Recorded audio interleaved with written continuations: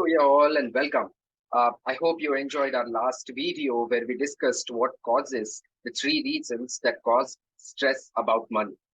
Taking it forward from that video, today we are discussing what do I want my money to do for me?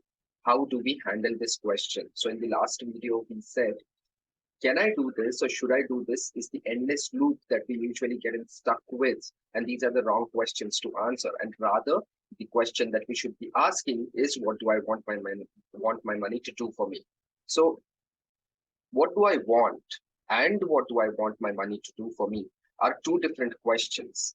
I'm going to help you understand how exactly we need to approach this question that will help us reduce the stress about money or the financial stress.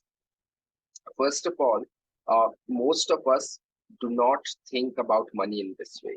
I'm sure there are many times when you have heard quotes from Robert Kiyosaki's Rich Dad Poor Dad, where Robert says, put your money to work and count every penny.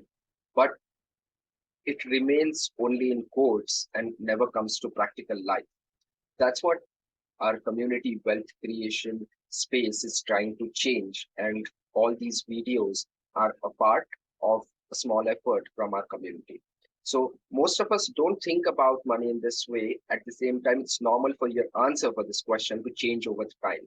As your needs evolve today, you might be thinking just about yourself. Tomorrow, after you get married, you would think about your family. And a few years later, you would want to accommodate your children also in your financial planning. A few years later to that, you would want to think about your retirement years.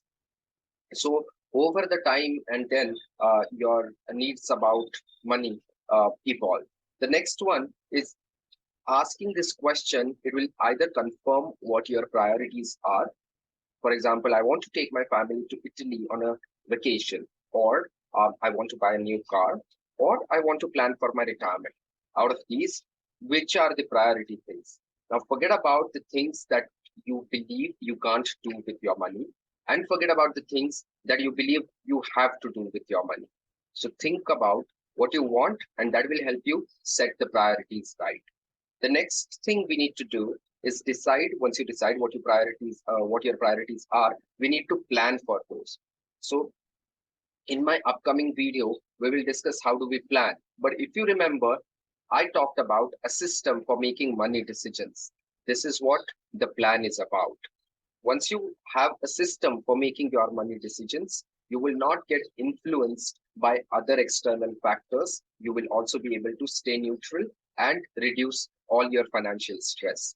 So watch out for our next video. And if you haven't watched the last one, watch that one first and then come back to this video. I'm sure it will add a lot of value for you. Uh, that is all for now. Click on the subscribe button so you get our next video. Till then, have a good time. Bye-bye.